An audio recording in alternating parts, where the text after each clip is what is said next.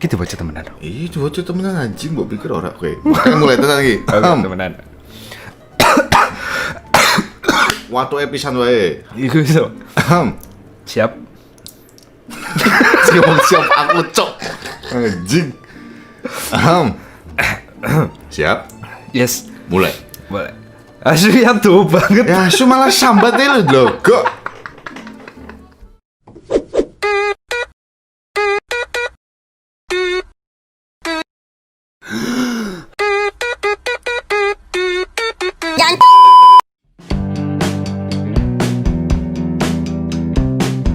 Halo adik-adik manisku, gimana kabar kalian hari ini? Kencingnya lancar? Bagus. Kembali lagi nih di channel tontonan favorit guru cantik kamu, membahas film-film nirfaedah dan menegangkan, dan bisa dipastikan kamu tidak perlu lagi ke bioskop atau streaming online yang dipenuhi iklan judi dan pembesar kandang.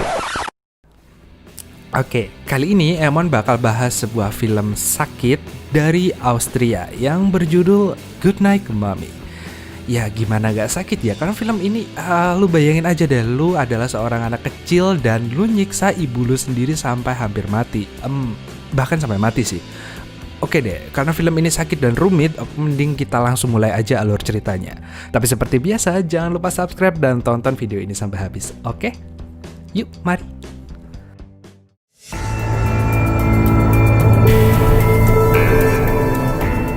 Alkisah, seekor bocah bernama Elias lagi berlarian di kebun jagung yang lebat.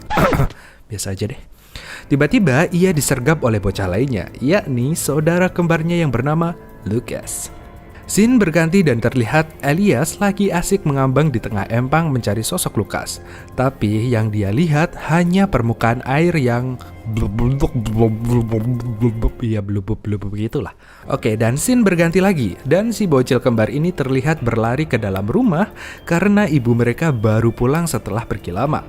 Tapi pas mereka di kamar, sang ibu atau si mami ini rupanya kini cosplay jadi mumi dong.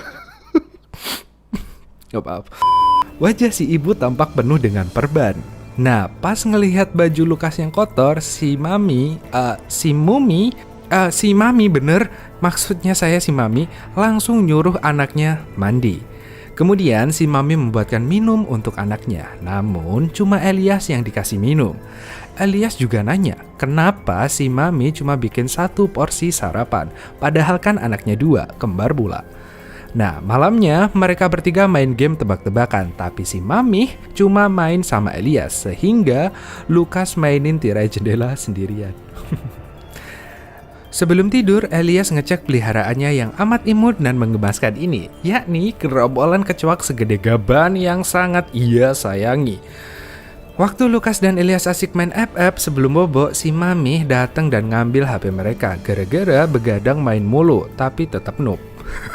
Lalu sang mami bilang bahwa karena dirinya baru pulang dari dokter, kini ada peraturan baru di rumah tersebut. Mami bilang dirinya nggak boleh kena air dan sinar matahari, nggak boleh berisik, nggak boleh bawa binatang dari luar, dan nggak boleh nerima tamu. Tapi layaknya bocil-bocil pada umumnya, si kembar main hujan-hujanan di luar tanpa mikirin ibunya yang harus nyuci baju dan jemur cucian. Terus Elias ngeliat ada tamu yang datang. Pas mau ngebangunin si mami, dia nggak bangun-bangun. Pas Elias udah pergi, si mami rupanya cuma pura-pura tidur sambil lanjut ngemil kecoa. Enggak deng. Elias kemudian ngecek si tamu yang rupanya adalah tukang antar pizza yang nganterin pesanan pizza untuk berbulan-bulan. Sementara itu, karena minimnya persediaan taman bermain, si kembar pergi ke kuburan dan masuk ke gua yang dipenuhi tengkorak. Di sana, mereka menemukan seekor kucing yang terlihat kesepian. Kucingnya. Lucas dan Elias lalu memutuskan untuk membawa kucing itu ke rumahnya dan menamainya Leo. Tapi tiba-tiba si mami yang curiga langsung masuk ke kamar dan menggeledah barang-barang di kamar si kembar. Tapi gara-gara Lucas kurang ajar, si mami langsung menindih Lucas dan menghimpit tubuh si bocah itu ke ranjang. Lucas cuma bisa shock sementara si mami berdiri, mengambil kunci kamar mereka, lalu pergi. Malamnya, si kembar ngeliat emak mereka berjalan ke dalam hutan. Dan si Mami mulai melepaskan pakaiannya satu persatu hingga tidak ada sehelai benang pun di tubuhnya. Apakah si Mami hendak bercocok tanam dengan penunggu hutan? Atau dia orgasme dengan hutan? Gak ada yang tahu. Nah, tapi rupanya si Mami malah headbang sendirian di tengah hutan. Dan ternyata itu cuma mimpinya si kembar. Karena curiga akan sosok si Mami, si kembar lalu diam-diam masuk ke kamar sang Mami dan meletakkan seorang kecoa di tubuh ibunya. Dengan santuy si kecoa langsung mencari lubang dan masuk dalam mulutnya. Dan kenapa coba ibunya nggak bangun? Si Mami kebiasaan nelen kali ya. Esoknya si kembar ngecek album foto dan nemu foto si Mami bersama seorang wanita lain yang terlihat mirip dengan si Mami dan pakaiannya pun juga sama. Lalu si kembar googling soal ibu mereka dan mereka terkejut waktu tahu bahwa rumah mereka dijual di internet oleh si Mami. Karena curiga bahwa dia bukan ibu mereka yang sebenarnya, Elias langsung menyadap suara di bawah ranjang ibu mereka.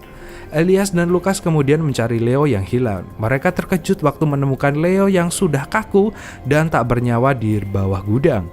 Lukas yakin bahwa si Mami inilah yang melakukan ini pada Leo. Lukas dan Elias langsung mengosongkan akuarium kecoak mereka dan mengisinya dengan air. Lalu menaruh mayat Leo di situ dan meletakkan akuariumnya di ruang tengah. Melihat ada ikan kucing, si Mami marah ke Elias, tapi Elias malah balik marah dan bilang kalau dia bukan ibu mereka yang asli. Hal ini bikin si Mami ngamuk dan mendampar Elias. Dan waktu Elias minta Mami untuk menunjukkan tanda lahirnya, si Mami malah makin gusar dan menyeret Elias ke kamarnya. Elias dibawa ke kamar sedangkan Lukas ditinggalkan di luar kamar. Dari luar kamar, Lukas mendengar si Mami yang memaksa Elias untuk mengakui bahwa si Mami adalah ibu mereka. Si Mami juga melarang Elias untuk bicara dengan saudara kembarnya. Oke, sampai sini pas nonton saya nggak tahu ini film apa, anjing. Lukas pergi ke kamar Mami membawa cutter. Selagi ibunya tertidur, Lukas menyayat perut ibunya dan tiba-tiba kecoak se-RT keluar dari sana. Dan itu ternyata lagi-lagi hanya mimpi. Paginya, Lukas dan Elias dikagetkan oleh si Mami yang masuk ke kamar. Mereka dengan wajah yang sudah tidak dibalut perban lagi. Si ibu memberikan Elias hadiah bumerang. Ngapa sih ngasih anaknya bumerang, anjir? Kan bahaya sekali, ibu. Ya ampun, ibu, untung cantik. Elias kemudian meminta izin untuk mencoba mainan barunya di luar rumah. Tapi waktu sang Mami membukakan pintu, Lukas dan Elias langsung berlari keluar rumah dan menjauh dari rumah tersebut. Si kembar rupanya pergi ke kota sebelah dan masuk ke sebuah gereja. Di sana, mereka minta tolong pada pendeta setempat untuk mengantarkan mereka ke kantor polisi. Tetapi si pendeta malah mengantarkan mereka kembali ke rumah, di mana sang Mami sudah menunggu mereka di depan rumah. Lukas dan Elias pun langsung lari ke dalam rumah. Si pendeta minta penjelasan dari ibu mereka. Namun si Mami cuma bilang bahwa ini dampak dari sebuah kecelakaan di masa lalu. Dan kecelakaan apa belum dijelasin di filmnya. Di tengah malam yang gelap, Lukas dan Elias pun keluar dari tempat tidur sang ibu. Waktu si Mami bangun, rupanya kaki dan tangannya sudah diikat oleh Lukas dan Elias. Sementara si kembar berdiri di hadapannya menggunakan topeng, Elias lalu menunjukkan foto si Mami dengan wanita yang mirip dengannya. Elias bertanya, siapa wanita tersebut? Namun, sang Mami cuma bilang kalau itu teman karibnya yang suka pakai baju samaan dengan dirinya. Oke, karena si kembar curiga, mereka lalu masuk ke ruang kerja si Mami. Di dinding terlihat gambar rancangan operasi plastik si Mami. Si kembar lalu menonton video sang Mami di laptop. Di situ terlihat bola mata si Mami berwarna coklat. Mereka langsung ngecek bola mata si Mami dan warnanya malah hijau.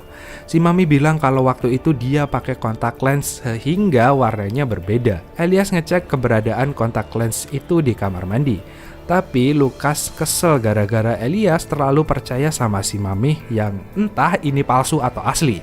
Sehingga mereka pun adu pukul di kamar mandi sampai mimisan. Elias kemudian hendak melepaskan si Mami. Namun, Lukas kembali mengingatkan bahwa itu bukan ibu mereka. Lukas menunjukkan tompel di pipi si Mami dan ternyata itu cuma digambar pakai spidol dan bisa dihapus. Si Mami membela diri bahwa tompelnya dihilangkan waktu dia operasi plastik. Dan ia menggambarnya agar anak-anaknya tidak kaget, tapi Elias langsung menamparnya. Ya, terserah sih. Lalu si bocil kembar ini membakar pipi halus si Mami dengan menggunakan kaca pembesar sembari menanyakan keberadaan ibu mereka yang asli. Namun si Mami nggak menjawab. Kemudian Elias menutup mulut si Mami dengan selotip. Sementara itu, datang 2 petugas PMI yang nggak punya akhlak dan asal masuk aja ke rumah orang buat minta sumbangan. Elias dan Lukas bilang kalau ibunya nggak ada di rumah, tapi kedua petugas tersebut malah numpang nyantai dan minum sambil maksa nunggu ibu mereka. Karena ingin kedua petugas mata duitan ini cepat pergi, Elias pun mengambil segepok uang dari selembar sih, tapi kayaknya banyak, uang dari tas si Mami dan langsung menyerahkan keduanya ke pengemis sumbangan tadi. Ups. Setelah dapat duit, kedua petugas tersebut pun puas dan pergi. Kayak sering ngalamin ya. Sementara itu si Mami akhirnya melepas selotip di mulutnya dan langsung berteriak minta tolong. Tapi kedua petugas itu sudah berjalan terlalu jauh dan tak bisa mendengar apa-apa. Karena males dengan si Mami yang gak bisa berhenti berteriak, Elias pun langsung ngelem si Mami dengan power glue. Tapi karena kedua bocil ini goblok, kurang pintar, mohon maaf, mereka sadar emaknya nggak bisa makan kalau mulutnya nggak bisa kebuka. Akhirnya mereka membuka kembali mulut si Mami dengan sebongkah gunting. Dan ya seperti yang saya duga, mereka pun salah gunting sehingga mulut si emak langsung banjir bajingan. Bocah biadab, kopak, goblok, congor, mak lu, astaga. Kalem, Mon, kalem. Mon, kalem.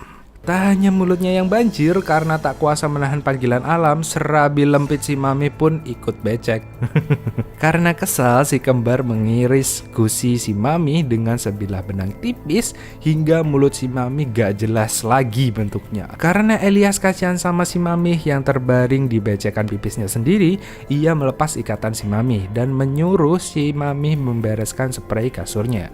Si Mami pun memakai kesempatan ini untuk kabur, tapi pas dia keluar rumah kakinya keserimpet kawat yang dipasang Elias dan langsung berciuman mesra dengan lantai beton. Mami terbangun di ruang tengah dengan tubuh dilem ke lantai. Di depannya Elias berdiri menggunakan topeng dan membakar akuarium Leo, si kucing tapi ikan tapi kucing, tapi di akuarium.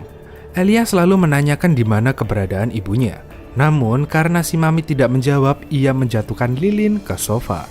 Karena atut, si Mami langsung berjanji kepada Elias bahwa ia akan memulai memperhatikannya dan lebih sering bermain dengan anaknya. Si Mami juga berjanji, ia akan bicara dengan Lukas lagi. Si Mami lalu bilang bahwa kematian Lukas bukanlah kesalahan Elias. Oh, jadi selama ini tuh Lukas udah mati dan cuma halusinasinya si Elias doang. Pantes, dia goblok. Dia goblok. Tapi Elias dan Lukas lalu mengetes si Mami dengan memintanya mendeskripsikan apa yang sedang Lukas lakukan. Tapi si Mami mengaku tidak bisa melihat Lukas. Elias yang gak terima pun langsung menggerakkan tangan Lukas dan membakar gorden rumah tersebut. Ruangan tersebut pun langsung dipenuhi api dan si tubuh Mami juga ikut dilahap api. Sementara Lukas dan Elias kabur dari tempat itu. Tak lama kemudian terlihat rumah tersebut dipenuhi oleh pasukan pemadam kebakaran. Tapi itu siapa di pojokan demitkah?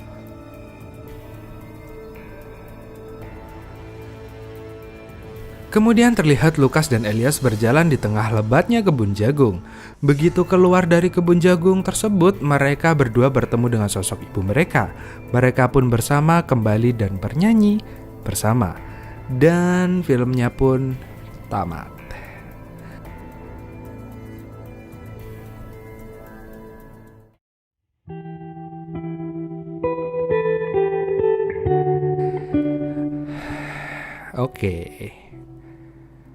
Oke, meski filmnya nggak ada bercocok tanamnya, tapi film ini cukup wow dan membuat otak saya yang nggak ada jadi mikir keras. Dan rupanya selama ini Elias yang terganggu kejiwaannya.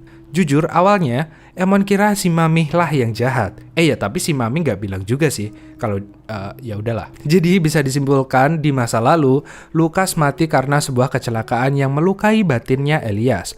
Dan pantes si Mami nggak pernah ngomong langsung sama Lukas. Terus makanannya juga cuma dikasih ke Elias. Terus pas ngasih mainan, yang dikasih juga bumerang, sebuah mainan yang bisa dimainin sendiri. Iya kan? Tapi si Mami juga salah sih. Film ini tuh menceritakan masalah penelantaran dan miskomunikasi orang tua. Meski Elias dan Lukas adalah bocah biasa yang psikopat, si emak juga salah karena kurang perhatian sama Elias. Alhasil, muncul kecurigaan dan jarak emosional antara ibu dan anak. Dan gimana soal endingnya? Sebenarnya ibunya mati nggak sih? Kok ibunya muncul lagi di kebun jagung? Oke, berdasarkan riset tim Dayat Emon dan dibantu oleh Haji Hyungbin dan Lee Junet, kesimpulannya begini. Jadi, sampai akhir Elias nggak percaya bahwa maminya adalah ibunya. Ibunya itu adalah maminya. Alah, jembut. Elias percaya kalau maminya itu mati, ibunya yang asli bakal balik. Adegan Elias dan Lukas ketemu maminya di kebun jagung itu hanya terjadi di bayangan Elias saja. Atau mungkin juga Elias sudah mati dan pertemuan mereka di kebun jagung merupakan perlambangan di alam barzah. Mungkin aja. Ya intinya film ini rumit sih. Jadi oke deh, mungkin segini aja deh alur cerita film kali ini. Terima kasih yang udah nonton sampai sini. Emon pamit dan see you next time, Slur. Dadah.